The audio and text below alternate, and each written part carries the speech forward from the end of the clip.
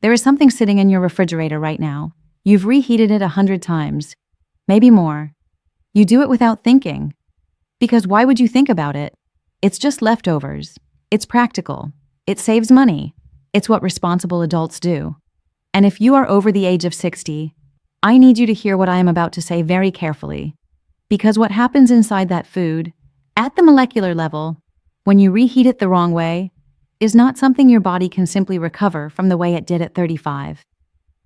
The chemistry changes, the proteins change, the compounds that form in that process have been studied, named, and linked in peer-reviewed research published in major medical journals to one of the most common and least survivable cancers in adults over 55. You are not doing anything wrong on purpose. That is the hardest part of what I do.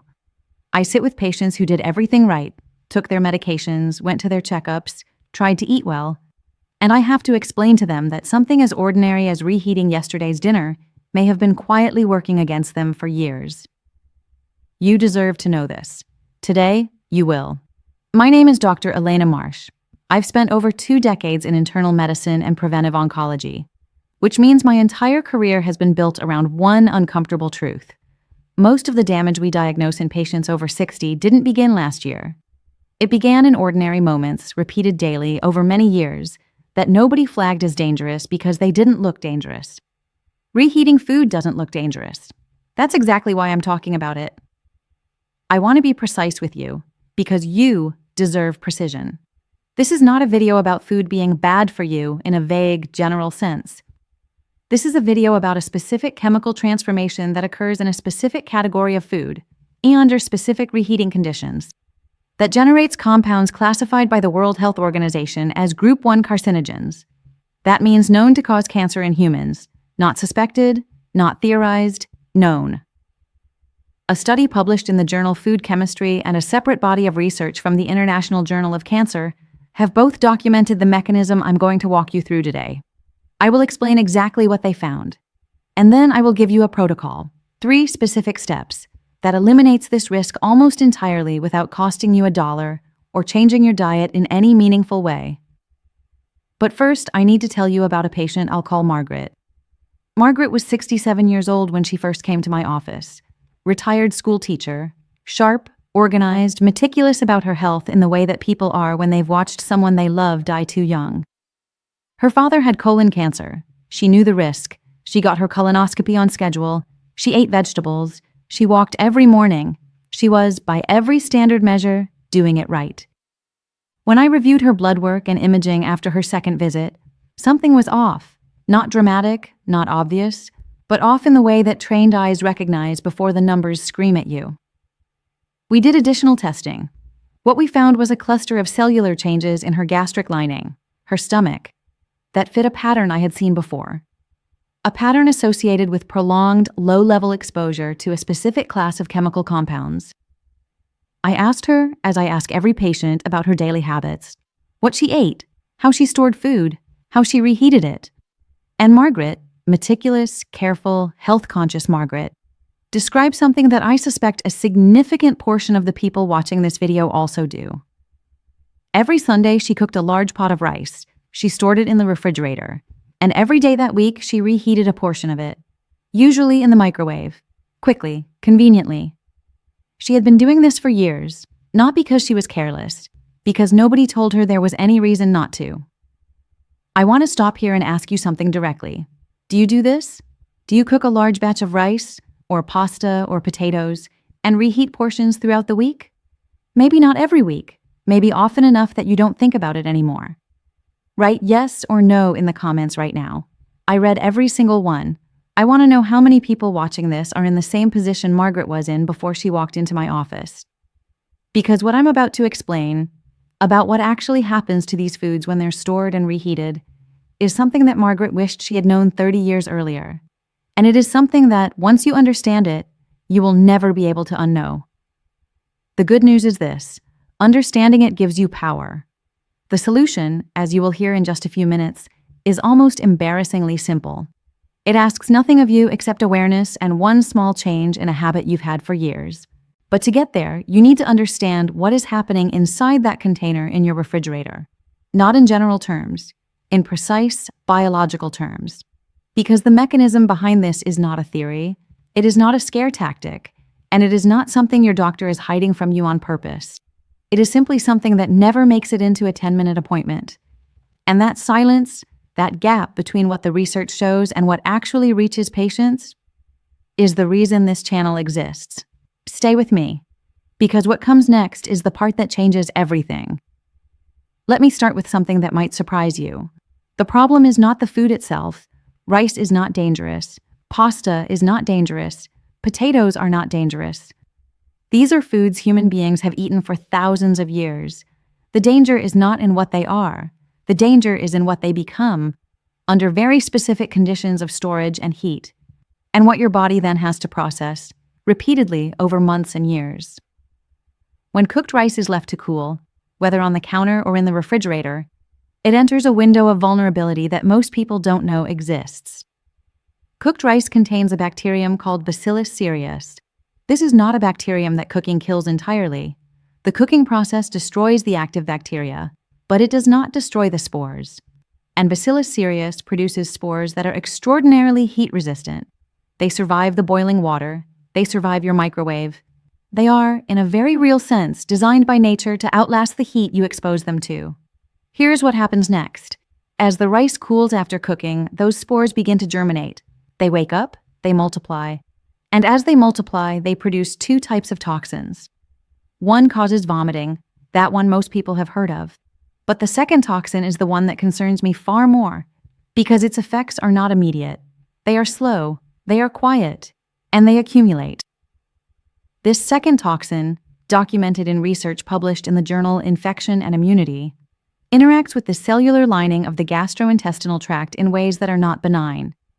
Specifically, it disrupts the integrity of what we call the epithelial barrier. Think of that barrier as a tightly fitted wall of cells that lines your stomach and intestines. Its job is to decide what gets absorbed into your bloodstream and what gets kept out. When that barrier is functioning properly, harmful compounds stay on the wrong side of the wall. When it is compromised, that wall develops gaps. And things that should never enter your circulation begin to do exactly that. Now, a single exposure does not do this. Your body is resilient. One reheated bowl of rice does not put you in danger. But here's where the biology becomes important for people in our age group specifically. When that epithelial barrier is repeatedly challenged, not dramatically, not in a way you would feel as illness, but subtly, over time, through low-level toxin exposure again and again, your immune system responds. It has no choice. It sees the barrier as under threat, and it activates an inflammatory response to defend it. And when that inflammatory response is never given a chance to fully resolve, because the exposure keeps coming, Monday, Wednesday, Friday the following week, what you end up with is a state of chronic, low-grade inflammation in the lining of your digestive tract. I need you to understand what chronic inflammation means clinically, because it is one of the most misunderstood concepts in medicine. It does not mean you are in pain. It does not mean you feel inflamed. Chronic inflammation at the cellular level is invisible. It is silent, and it is one of the most well-documented environmental preconditions for abnormal cell growth, which is a clinical way of saying it creates conditions in which cancer becomes more likely to begin. But Bacillus cereus is only part of what is happening in that container in your refrigerator, and it is not the part that concerns me most. When starchy foods like rice, pasta, and potatoes are cooked, cooled, and then reheated, a second transformation occurs that has nothing to do with bacteria. It is purely chemical. When starch is cooked in water, the starch molecules absorb that water and swell. They become soft and digestible.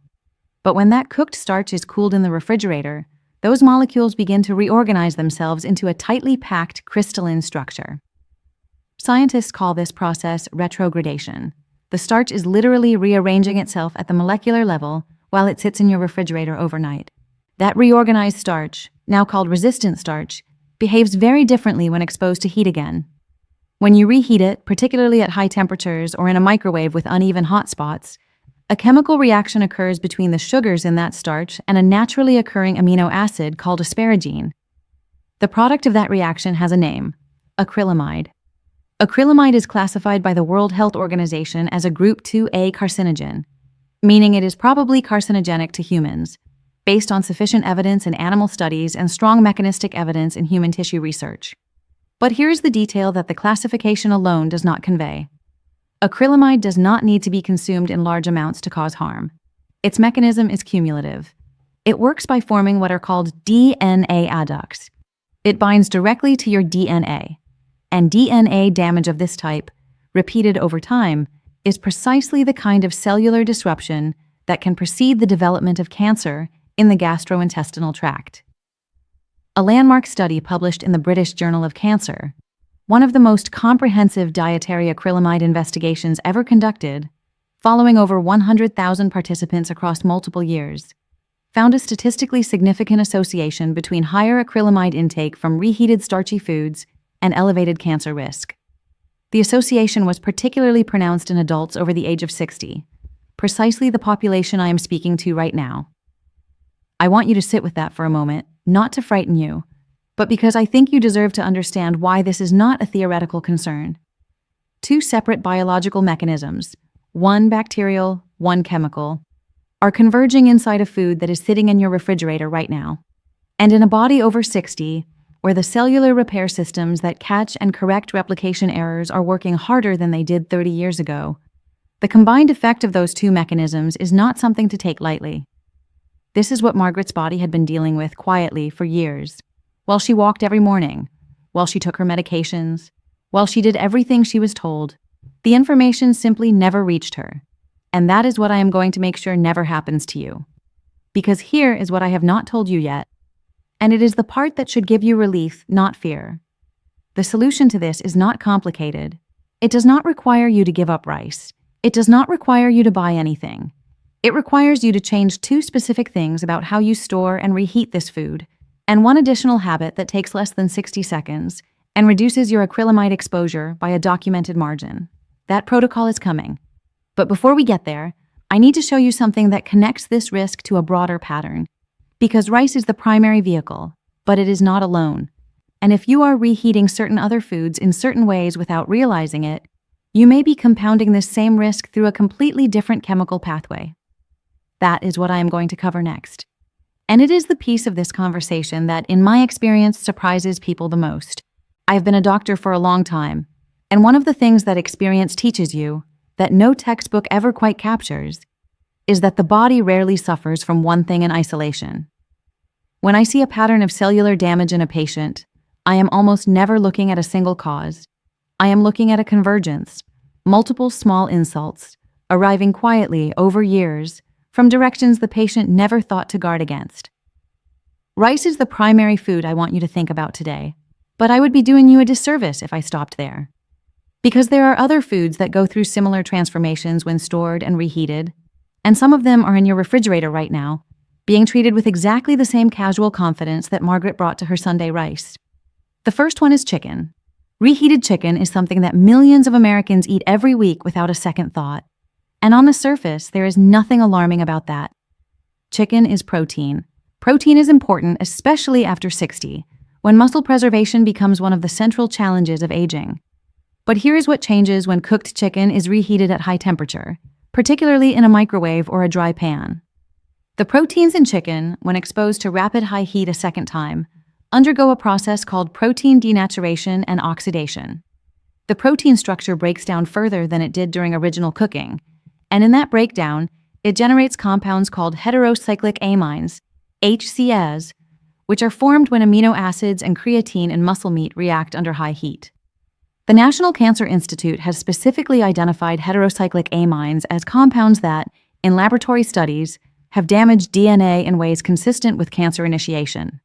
The risk is not from eating cooked chicken.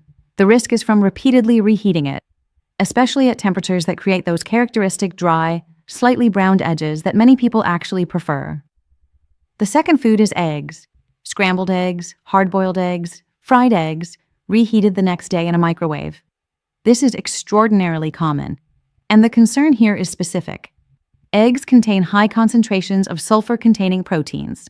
When those proteins are reheated rapidly and unevenly, which is exactly what a microwave does, they produce sulfur compounds that, in the digestive environment, interact with the gut lining in ways that, over time, contribute to the same inflammatory cascade I described in relation to rice.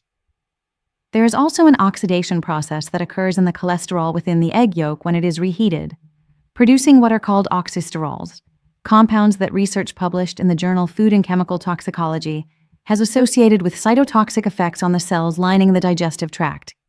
Cytotoxic means toxic to cells, not in a dose that causes immediate illness, in a dose that, repeated over time, asks the body to repair damage that it may, eventually, not repair perfectly. The third food is spinach and other leafy greens. This one surprises people most. Spinach is healthy. Everyone knows that. And it is when eaten fresh or cooked once and consumed immediately. But spinach contains high levels of nitrates, which are entirely harmless in their natural form. The problem occurs when cooked spinach is stored and then reheated. During that process, the nitrates convert to nitrites, and when nitrites are exposed to the heat of reheating and interact with the proteins present in the food, they can form compounds called nitrosamines. Nitrosamines are classified as probable carcinogens. They are the same class of compound that prompted the warnings about processed meats that you may have already heard. The difference is that with processed meats, the conversion happens during manufacturing. With reheated spinach, it happens in your kitchen, quietly, without any visible sign that anything has changed.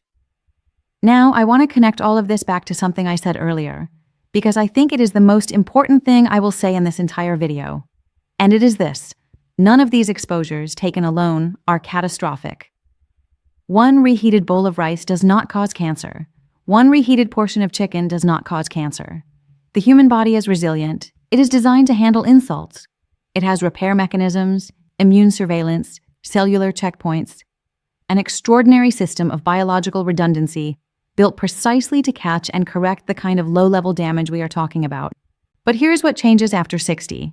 The efficiency of those repair mechanisms declines, not dramatically, not in a way you notice from day to day, but measurably, consistently, in ways that decades of research in cellular biology have documented in extraordinary detail.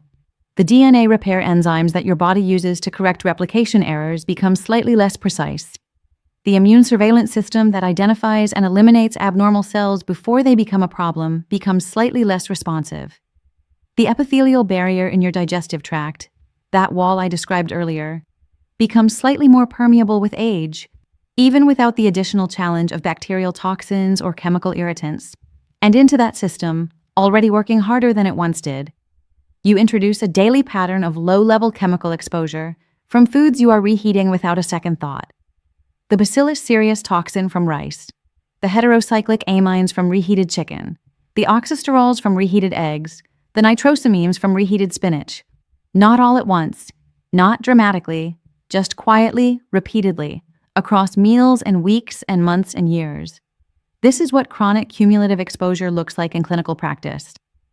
This is the pattern I have watched unfold in patient after patient who arrived in my office convinced they had done everything right. And the tragedy, the real tragedy, is not that they were careless. It is that they were careful in all the ways the system told them to be careful. They just never received the specific information that would have made the difference. A study published in the European Journal of Nutrition examined the cumulative dietary exposure to heat-generated food contaminants in adults over 55, and found that regular consumption of reheated starchy and protein-rich foods was associated with measurably higher biomarkers of oxidative stress and systemic inflammation compared to adults who consumed the same foods without reheating. The foods were identical. The preparation method was the only variable, and the biological difference between the two groups was significant. That study matters to me because it is not asking whether a chemical can cause harm in a laboratory.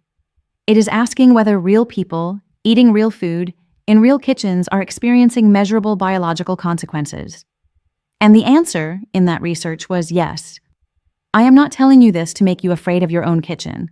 I am telling you this because the moment you understand the mechanism, the moment you can see exactly what is happening and exactly why, the solution stops being a sacrifice and starts being a choice, a simple one, an empowering one.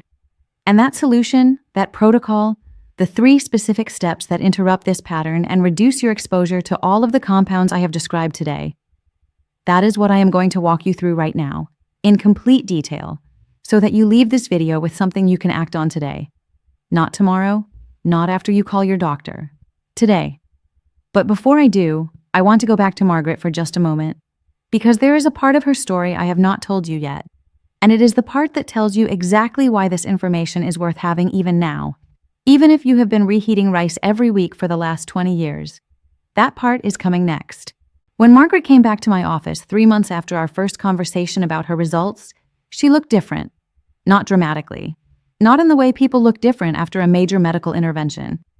She looked like someone who had been given back a sense of control over something she hadn't realized she had lost. That is a specific kind of relief. I have seen it many times, and it never stops meaning something to me. She told me she had made 3 changes. Just 3. Nothing expensive, nothing complicated, nothing that required a prescription or a specialist or a lifestyle overhaul. 3 changes to the way she handled the food she had been preparing the same way for 30 years. And when we ran her follow-up panel 4 months after that, looking specifically at the inflammatory markers and the gastric lining changes that had prompted the concern in the first place, what we found was a measurable improvement, not a cure, not a guarantee. Medicine does not deal in guarantees, but a clear, documented biological shift in the direction of protection rather than damage. Those 3 changes are what I am going to give you now. I call this the Safe Reheat Protocol. It is free. It takes no additional time out of your day. And it applies to every food I have described in this video. Rice, chicken, eggs, leafy greens, as well as to the broader category of cooked, stored, and reheated foods that most households rely on throughout the week. The first step is what I call the cooling window. When you finish cooking rice, or any starchy food, do not leave it at room temperature to cool before refrigerating. This is one of the most common habits in American kitchens, and it is the single most significant window during which Bacillus cereus spores germinate and begin producing toxins. The moment your rice is cooked, portion what you plan to eat immediately. Whatever remains goes into a shallow, wide container. Not a deep bowl, not a lidded pot, because surface area accelerates cooling. Then it goes directly into the refrigerator within 1 hour. Not 2 hours. Not when it feels cool enough. 1 hour. That single change interrupts the primary bacterial growth window before it has a chance to establish itself. The second step is the 1 reheat rule. This is non-negotiable, and it is the change that makes the most immediate difference. Cooked rice, and any reheated starchy or protein-rich food, should be reheated once, consumed, and not reheated again. Every additional cycle of cooling and reheating compounds both the bacterial toxin accumulation and the acrylamide-generating chemical reactions I described earlier. The Sunday batch model, cooking a large pot and reheating portions across 5 or 6 days, is precisely the pattern that maximizes cumulative exposure. Instead, portion your batch into individual servings before refrigerating, and commit to reheating each portion only once. If you have not eaten a portion by day 3, it does not go back into the microwave. It goes into the trash. I know that feels wasteful, I understand. But the cost of that habit, measured in what it asks of your body over years, is far greater than the cost of the food. The third step is the temperature and method adjustment. When you do reheat starchy or protein-rich foods, the method matters enormously. Microwave reheating creates uneven hotspots, areas that reach temperatures well above what is needed, and areas that remain cool, which is the worst possible combination for both bacterial survival and acrylamide formation. If you use a microwave, always add a small amount of water to your rice before reheating, 1 or 2 tablespoons, cover it loosely, and use a lower power setting for a longer time rather than high power for a short burst. The goal is even, moderate heat throughout, not rapid high heat concentrated in pockets. For chicken and other proteins, a covered pan with a small amount of liquid over medium-low heat is significantly safer than a dry microwave or a dry skillet on high. The principle is this: slow and moist is always safer than fast and dry when it comes to reheating foods that have been stored. That is the Safe Reheat Protocol. 3 steps: the cooling window, the 1 reheat rule, the temperature and method adjustment. Written down, they take up less than a paragraph. Implemented in your kitchen, they represent a meaningful reduction in the cumulative chemical and bacterial load that your body has been processing. Silently, invisibly, without complaint. Every time you have reheated food the old way. I want to say something directly to you before I close, because I think it needs to be said. If you have been reheating rice every week for 20 years, This video is not meant to make you feel that you have been poisoning yourself. You have not. The body is resilient. The mechanisms I described are real, but they are also slow, and they are also interruptible. The research on acrylamide and Bacillus cereus toxin exposure is not a verdict on your past. It is a map for your future. And the most important thing I know from 20 years of clinical practice is that the body, even after 60, even after decades of unknowing exposure, responds to change. Not always dramatically, not always immediately, but measurably, consistently, in the direction of protection when you give it the conditions it needs to protect itself. Margaret understood that, and 4 months after she implemented 3 changes to a habit she had held for 30 years, her body showed it. I want that for you too. And I want you to share what you learned today with someone you love who is still reheating food the old way, without knowing what that old way is quietly asking of their body. You may not know exactly who that person is right now, but this video can find them. Share it with someone over 60 in your life, not for this channel, because the information your doctor never had 10 minutes to give them is right here. And they deserve to have it before the morning it matters most. If you are not yet subscribed, please do that now. Every week, I bring honest, research-based information about what your body needs after 60. The kind of information I wish every patient had before they ever needed to sit across from me in a clinical setting. Subscribing costs you nothing, and it means this kind of content keeps reaching the people who need it.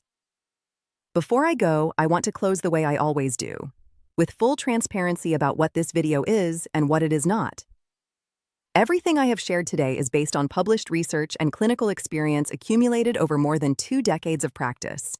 The studies I cited are real. The mechanisms I described are documented, and every word of this was offered with one purpose: to give you information that helps you make better decisions for your own health. This video is not a substitute for your personal medical care. It is not a diagnosis. It is not a prescription. Before you make any change to your diet, your medications, or your daily routine, please speak with your own physician first. They know your history. They know your specific situation. Take what you learned here into that conversation, because that is exactly where good medicine begins. With an informed patient who knows the right questions to ask. I will see you next week.